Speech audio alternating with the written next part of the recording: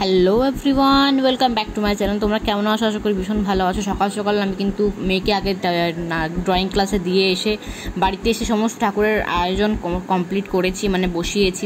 স্নান তো করিনি, কিন্তু গায়ে জল ঢেলেছি হালকা করে, আর নতুন মানে পুরনো বস্ত্র ছেড়ে মানে কাঁচা বস্ত্র পরে ঠাকুরকে বসিয়েছি। এবং এখানে দেখতে পাচ্ছি সমস্ত যাবতীয় আয়োজন টুকটাক করেছি। আর এগুলো কালকে রাত্রেবেলায় আলপনা দিয়েছিলাম, সেগুলো শুকিয়ে গেছে। ঠাকুরকে বসিয়ে দিয়েছি, ওখানে ঘরটা আর কলা চাপিয়েছি, কিন্তু ওটা আলটিমেট লাস্ট পর্যন্ত ওটা থাকেনি। অন্য কিছু নিয়ে এসেছিলাম, অন্য মাটির ঘট নিয়ে এসেছি, ডাব নিয়ে এসেছিলাম কিনা, তো শালু নিয়ে এসেছিলাম, তাও সেগুলো আমি বসিয়েছি। দেখো পুজো হচ্ছে, তার মধ্যে কিন্তু আমি এখানে প্রসাদ রেডি করছি, কারণ শাড়িটা পরতে একটু সময় লেগে গেল। হাজব্যান্ড তখন পুজোয় বসেছে সেই মাত্র, তো তারপরে এখানে পুজো করছে আর আমার মেয়ে দিকে ভিডিও তুলছে। যাই হোক, ওখানে দেখতেই পাচ্ছো পুজো কিন্তু চলছে। আর আমার গাছে তিনটে ফুল ফুটেছে, 3 রকম কালারের, তো তিনটেই কিন্তু ঘটের নিচে দেখতেই পাচ্ছ তোমরা, দেওয়া আছে। ঠিক আছে, তো আরও বিভিন্ন হলুদ কালারের ফুল ফুটেছিল, আরেকটা সেগুলো সব দেওয়া আছে। তো আমি এখানে ঠাকুরের জন্য মিষ্টি সমস্ত দিচ্ছি। ফলটা কাটা হয়েছে, ফলটা দিয়ে রেখেছি। তো হাজব্যান্ডকে বললাম তুমি পুজো শুরু করো, আমি বাকিগুলো ঠিক আস্তে আস্তে বার করে দিচ্ছি। তো এই যে লাড্ডু, যেটা গণেশ ঠাকুরের ভীষণ পছন্দের, মোদক এবং লাড্ডু, তো দুটোই নিয়ে আসা হয়েছে। তার সাথে এখানে আড়াই রকম মিষ্টি নিয়ে আসা হয়েছে, সেটাও দিয়েছি।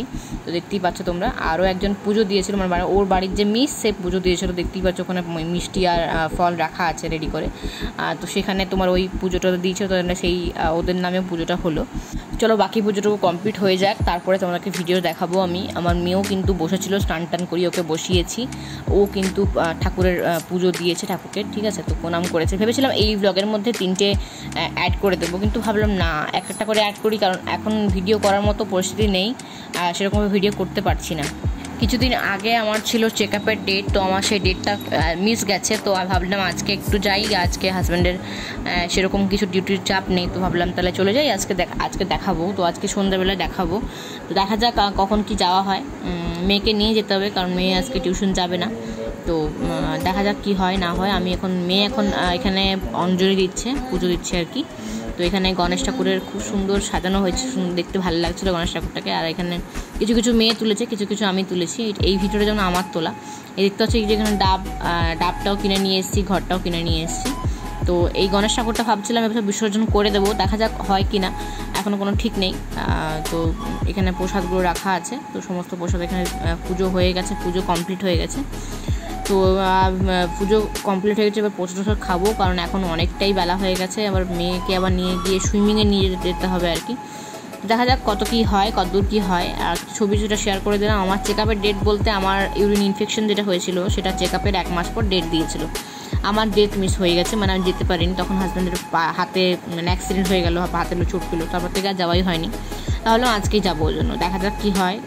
প্রবলেমটা তো এখনও রয়েই গেছে হালকা হালকা করে, তো কি বলে ডাক্তার সেটাও দেখতে হবে, ঠিক আছে। তো দেখাতে যাবো অবশ্যই। আর ঠাকুরও অল্প স্বল্প করেছে, সেটাও দেখে আসবো। সামনাসামনিগুলো যেগুলো একদম সামনাসামনিগুলো করেছে, যেমন দেখতে পাচ্ছ এখানে আমরা দাঁড়িয়েছিলাম, আমার মেয়ের আমি।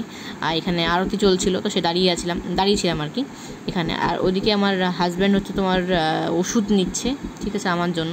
ডাক্তার দেখানো কমপ্লিট হয়ে গেছে, আরও বললো সময় লাগবে 1-2 মাস। এটা সুস্থ হতে এখন 1-2 মাস সময় লাগবে, ঠিক আছে। তো একটু ঠিকঠাক মতো জল, ঠিকঠাক মতো ওষুধ খেতে হবে। তো এই যে তৃপ্তি মেডিকেল, এখানেই আমরা ওষুধগুলো নিই, তো এখানে কিনে নেবো ওষুধগুলো।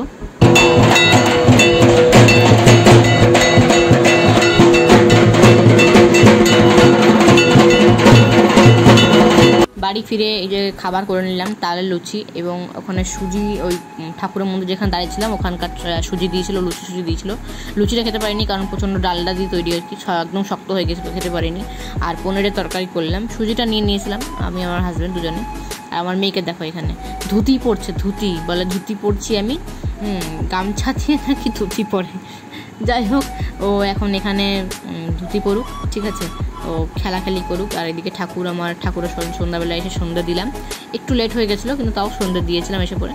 তো দেখতেই পাচ্ছ ওখানে ঠাকুর ওখানে বসে আছে, আমিও খেয়ে নিই। আজকে পুরো দিনটা পুরো নিরামিষ, চেষ্টা করবো কালকেও নিরামিষ খাবার, দেখা যাক হয় কি না, জানি না কি হবে। তো সেই আর কি, চলো খাওয়া দাওয়া কমপ্লিট করে নিই। ভিডিওটা কেমন লাগলো অবশ্যই কমেন্ট করে জানাতে ভুলো না। দেখা হচ্ছে নতুন ব্লগে, ততক্ষণ যেন খুব ভালো থেকো, অল টাইম স্মাইল করতে ভুলো না। Smile is the best medicine. Smile করতে কিছুতেই যে কোনো পরিস্থিতির মধ্যে স্মাইল করতে কিন্তু ভুলবে না। চলো দেখা হচ্ছে নতুন লোকে। আর ততক্ষণের জন্য তোমরা দেখে নাও আমার কতগুলো ছবি সকালবেলা হাজব্যান্ডের ফোন থেকে তুলেছিলাম, তো সেইগুলো আমার মেয়ে তুলে দিয়েছিল আর কি, তো সেগুলো আমি পোস্ট করে দিলাম এখানে।